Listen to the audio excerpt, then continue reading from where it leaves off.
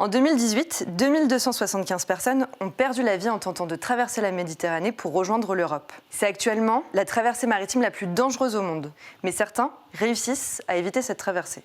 Nous sommes allés rencontrer des réfugiés qui ont bénéficié d'un parcours sécurisé. Au lieu de risquer leur vie et d'arriver en Europe pour faire une demande d'asile qui ne va pas nécessairement aboutir, les organismes qui délivrent le fameux titre de séjour se déplacent directement dans les camps et décrètent sur place qui peut en bénéficier ou non.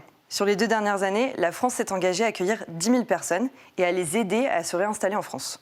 Mais ce n'est pas dans les grandes villes que ces réfugiés sont réinstallés. Nous en avons rencontré quelques-uns dans un petit village du Puy-de-Dôme. Certains ont fui la Centrafrique, où des milices ont tué des milliers de personnes depuis 2013, et d'autres ont fui l'Érythrée, qui est actuellement la pire dictature en Afrique. Comment ils appréhendent leur arrivée en France, leur réinstallation, et surtout, est-ce que la rencontre avec les habitants du village s'est bien passée ?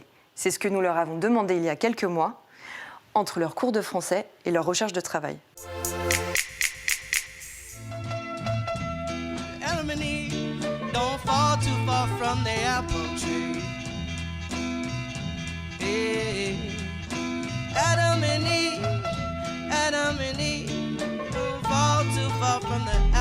The ghosts of gangsters dance, chinchilla shake on the hanger. The force of this banger, yeah, my language advanced. My cadence amazing, the voice triggers something. What is this conundrum? The clouds scurry, your spirit rumble, a boy smile. C'est l'église du village. Ok. T'es déjà allé dedans ou pas? Non. Non. Mais depuis qu'on est là, c'est pas ouvert et moi je suis musulman. Et toi, t'as laissé des gens en Centrafrique? Oui, ou... j'ai laissé des gens, mes soeurs, mes frères, mes demi-frères, mes demi-sœurs. Donc j'ai laissé des gens quand même au Tchad. Il y en a qui sont restés, beaucoup même. Et ça, c'est le maire du village, Monsieur Gérard Dubois. D'accord. Tu le connais bien? Bon, un peu. Eh bien, enfant, oui. Et vous?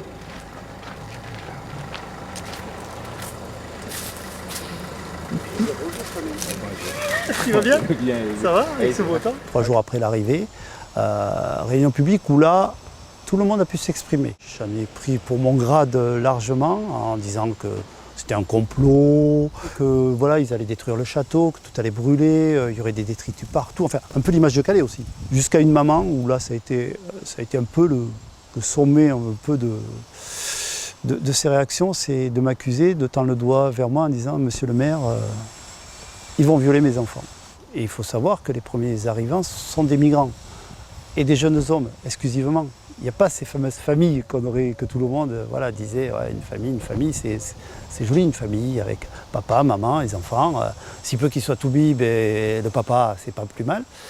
Mais c'est pas ça. Et au milieu de la réunion publique, une personne au milieu de la salle qui lève le doigt. La question c'est, et comment vont-ils? Les toubibs à ce moment-là qui sont autour de moi aussi peuvent s'exprimer, nous raconter ce que je disais, c'est-à-dire l'état dans lequel ils sont arrivés, l'état physique, psychologique. Enfin, moi j'ai vu des toubibs pleurer. Et de suite, il y a par exemple une institutrice, ancienne institutrice du village, qui dit est-ce qu'on ne pourrait pas leur donner les cours de français? Enfin voilà, des idées d'un coup. Une première personne se présente face à moi, je ne connais pas, il tend la main, il n'est pas du village. Il dit écoutez, moi j'ai été maire, j'ai eu des difficultés dans mon village, je sais ce que c'est de ce que vous êtes en train de vivre. Peut-être pas au même niveau, mais je veux vous aider. C'est le premier bénévole. C'est Hélène. Elle va être surprise. Bonjour Hélène. Ça y est, tu as des lunettes, J'ai des lunettes, mais super. le problème est que ça ne me permet pas de lire une phrase, parce que ça fait mal, très mal. En fait. Ah, t'as pas encore l'habitude? Oui. Il faut que tu prennes l'habitude. J'habite Pessac depuis 2 ans et demi, donc ça a été une des raisons de notre choix. Quand on a visité les maisons, on s'est renseigné sur les villages, on a su que Pessac était un village qui accueillait un centre de réfugiés. Donc ça a fait partie des choses qui ont compté pour nous. Pourquoi? Parce qu'en fait, on a passé 3 ans dans un village de la Nièvre très très refermé sur lui-même. Et puis moi, je trouve que quand on a du temps et quand on a la possibilité de donner un petit coup de main, même si c'est pas grand-chose, parce que voilà, moi actuellement, c'est même pas 1 heure par semaine en ce moment, et c'est toujours bien de faire un petit peu.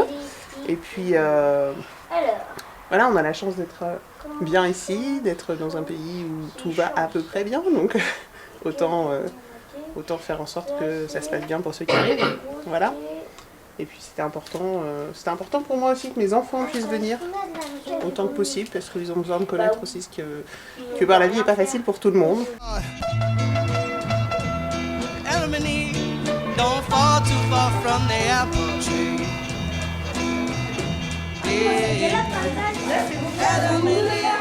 Un jour, ils nous ont appelés.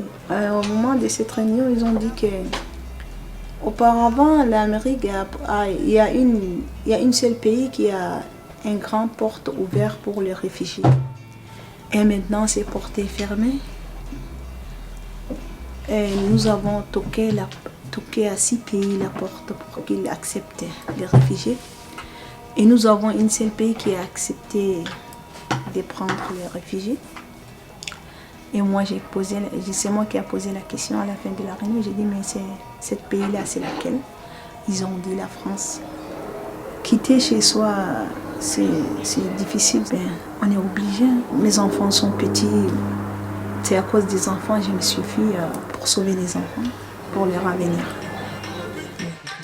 C'est une fille qui aime la joie.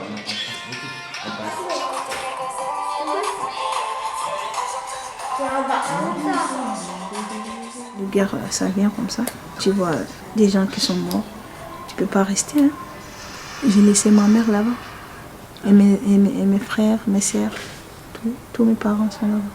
Je suis contente, mais quitter ici, laisser les gens là, c'est un peu vraiment... Je sais pas les mots même. Je sais pas les mots. Vraiment, c'est un peu difficile quoi. D'être séparé de là où tu es aimé.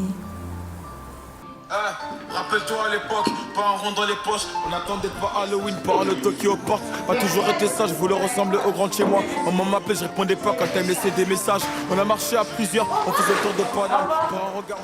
Sur ce centre, nous accueillons des réfugiés, essentiellement du Soudan, du Tchad, d'Érythrée, qui sont passés par la Libye. Ils sont accueillis ici pendant 4 mois et ensuite ils sont dans des logements autonomes sur le département et ils sont encore accompagnés pendant 8 mois. L'objectif, en fait, quand ils viennent ici, ils ont une carte pour pouvoir résider sur une période de 10 ans. Et l'objectif, c'est de travailler sur leur inclusion, leur insertion dans la société française. Est-ce que quelqu'un sait si à Blanza, il y a des transports? Oui, il y a le T2C qui va jusqu'à Blanza. Ça va, oui, la T2C, bien, ça. C'est pour ça que la maison pour Fatimé s'en retourne.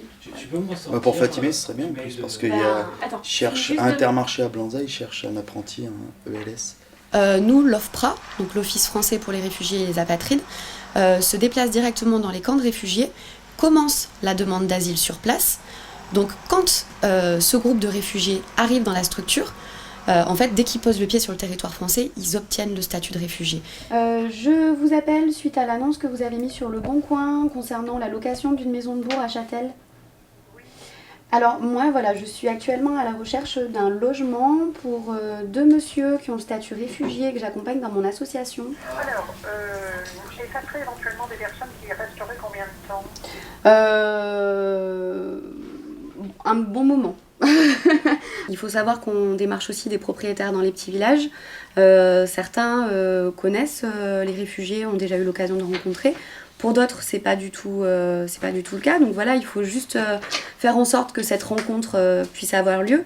Mais on comprend aussi, nous, de notre côté, que l'inconnu peut poser question.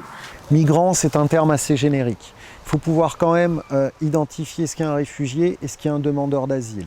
Un demandeur d'asile, c'est quelqu'un qui est arrivé sur le territoire français sans faire les demandes au préalable, sans avoir les papiers, et qui, une fois sur le territoire, demande à être régularisé. Les réfugiés, c'est vraiment très clairement pour des personnes qui sont réfugiées sur notre territoire, c'est qu'il y a un réel danger de mort au sein de leur pays, qu'ils ont connu des situations atroces, dramatiques, parqués dans des camps en Libye, qui ont servi d'esclaves, qui ont vécu des choses extrêmement dramatiques, des tortures psychologiques, physiques. Et du coup, la France étant une terre d'accueil, on se doit aussi de les épauler.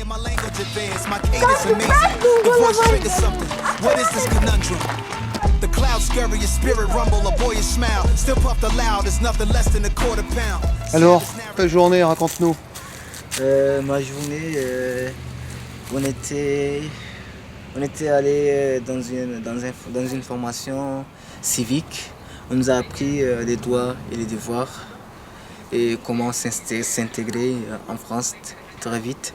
L'histoire de la France, et tout ce que la France a subi comme guerre, Première Guerre mondiale, Deuxième Guerre mondiale. On nous a parlé de la nationalité. Pour avoir la nationalité, il faut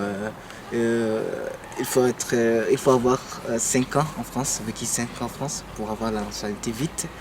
Et pour faire la demande, il faut aller aux mairies. Et on nous a parlé du travail aussi. On va respecter les principes, les règles, tout ça. Et qu'est-ce que tu aimerais faire au travail, toi? J'aimerais faire l'électricité des bâtiments. Ça te fait pas peur?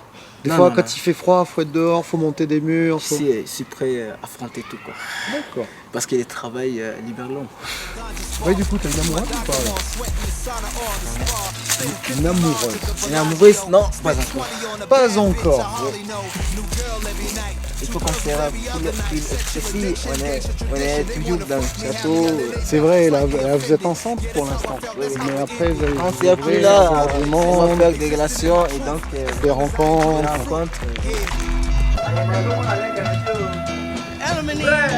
Don't fall too far from the apple tree.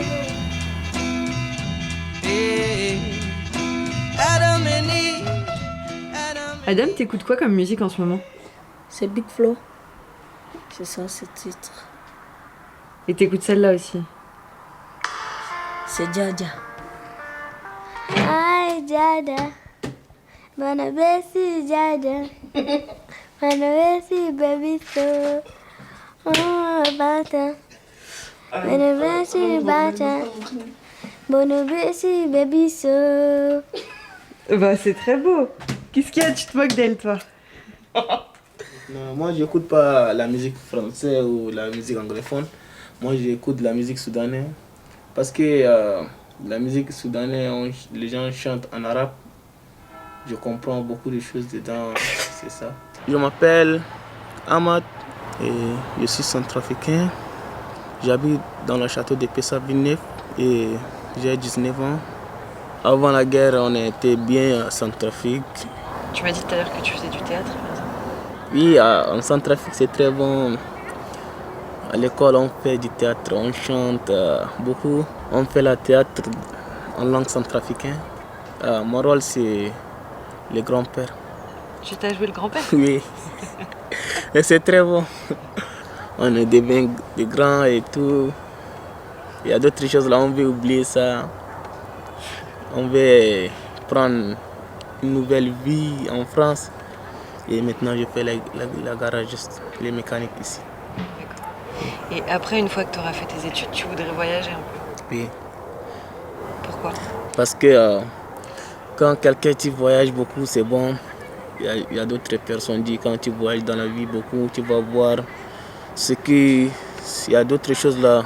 Quand tu es dans une seule place, tu ne peux pas voir d'autres choses comme quelqu'un qui est aveugle. T'as pas loupé un cours lundi après-midi? Lundi après-midi? Lundi passé? Non, même pas. Quoi? Même pas. Moi je crois bien, moi. Ben non. On a reçu un courrier. Hein? On a reçu un courrier. T'as pas été en art plastique lundi? Hein? T'as pas été en art plastique lundi? Si, justement. D'accord. Mais moi j'ai mon fait aussi d'art plastique pour faire des dessins. C'est sûr? Oui, je suis sûr. D'accord. Ben je vais faire ça. Même j'ai mon dossier. On appellera le lycée alors. Attends. On appellera le lycée. Ok, pas de problème. Comme ça, Okay. je vais parler à la vie scolaire lundi. Ok. Y'a quoi? Pourquoi tu rigoles? Tu as fait quoi aujourd'hui? Bah, j'étais à l'école le matin, au lycée, et je viens d'arriver. Tu étais avec tes copains? Bah oui, j'ai des copains à l'école. Ça, on est 4 avec mes copains. Si tu veux bien. Et ça aussi, c'est une copine à moi. Ça aussi c'est moi, c'est self. Ça c'est à moi, ça c'est la cafétéria de mon établissement. T'écoutes Céline Dion? Oui, j'écoute Céline Dion. J'ai entendu dans les oreillettes. Comment? Ah, Ça bah s'entend. c'est là. Ouais. Ben moi j'aime Céline Dion. T'écoutes quoi d'ailleurs, Yaya, toi en général? Sur les chanteurs, Ouais. ben moi j'aime Céline Dion, Chap Khaled. Et tu veux faire quoi plus tard? Ben je vais faire l'aéronautique. Et t'aimerais bien faire quoi d'autre? T'aimerais bien habiter où? Moi j'aime les campagnes beaucoup. J'aime les campagnes beaucoup plus que les villes. J'aimerais bien travailler à la ville, mais j'aimerais habiter aux campagnes. Campagne, c'est bien. Parce que les campagnes, c'est bien. Il y a de l'air, tu te restes tranquillement. Les campagnes, c'est bien parce que moi, j'aime rester dans les maisons et après, j'aimerais faire le jardin sur ma maison et tout. Parce que les maisons, c'est super bon. Plus que l'appartement, monter, descendre, c'est fatigant. Tu fais à 14, so now it's 14.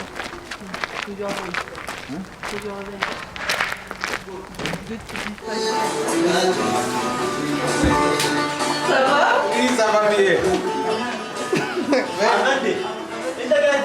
She was the neighbor, and she came to help we refugees to teach and with another activities. And after, day to day, we know each other after we start to learn.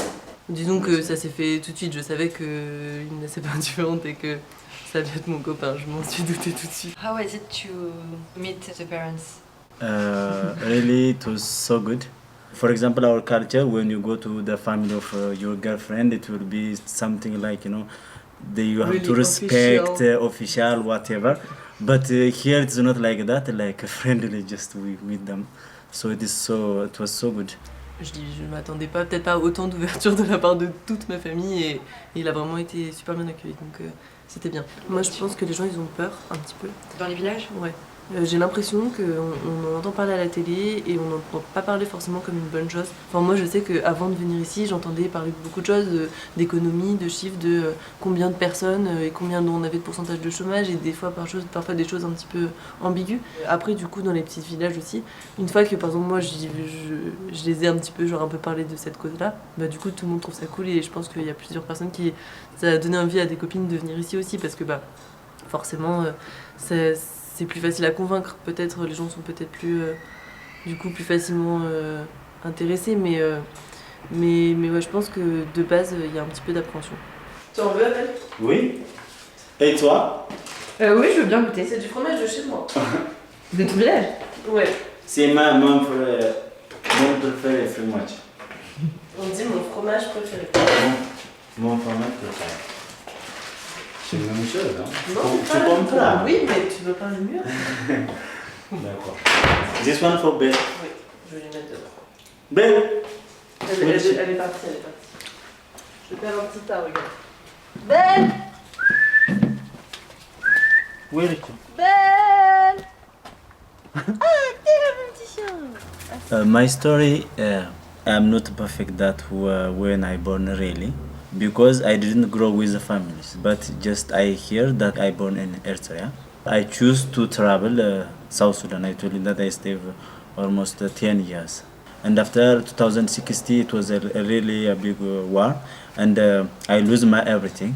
I start to journey to come Europe by North Sudan. I'm from North Sudan to Chad. From Chad, I start to Sahara. 4 days, night and day, and there is no food, there is no water. I arrived Libya. From Libya, there is a police. They attack me and they take us to prison. After they take ganja, something like that. So I jump and I run. I pay for them, for a connection man to travel to cross the Mediterranean. I see that one plane. I see like Spanish flag, but I don't know really. They rotate and we wave our hands to help, but they didn't. Just they call for the police for Libya. They return us in their jail. And after UNHCR came see everything, and after they choose that the people who is going to back his them country and the people who is going to be help immigrating. So they ask me, I tell my story. They take us in Niger. From Nigeria, our case, they accept. They say the France may accept you, so we are coming here. It's our story. Ça, chérie, tu dois le garder. Oui. C'est très important. Tu peux pas le laisser comme ça. Je sais. T'as écrit tout ça? Ah non. No. Ah, j'ai eu peur. I didn't write all. Et ça, c'est mes cours. Sorry. T'as appris mes cours encore ou pas? Ce matin? Ah bah non, ce matin. Mais alors, ils t'ont dit quoi ce matin? Tu m'as pas raconté. Ils t'ont dit quoi ce matin? Ce matin? Ce matin. I go, they say. I told them that it is A1, it is what? A1, the French lesson. It is your level. Yeah, so they say A1 it is not enough. Yes, I agree with that. To get a license for driver license, it is not enough. That No, one. no. Because it is difficult, they say. Ah, so? Who told you that? So you're right.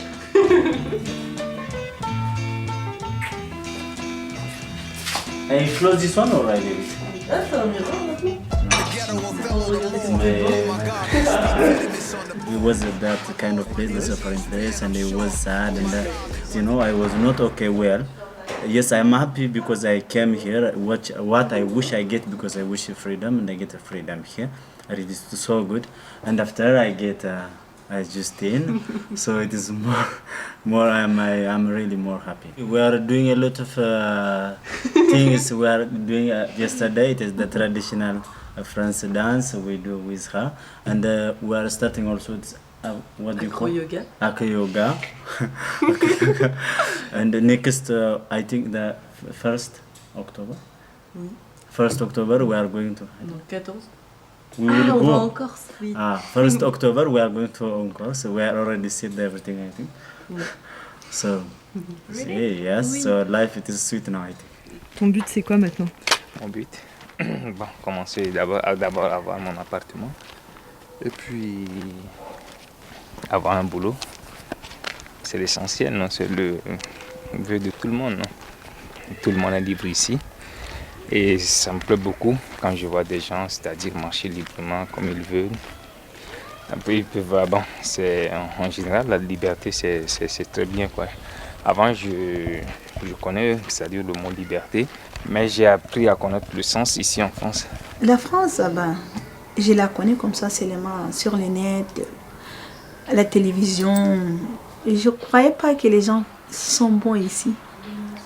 C'est ça qui m'a étonnée. Et j'ai compris qu'il y a l'égalité ici, il y a la fraternité et tout.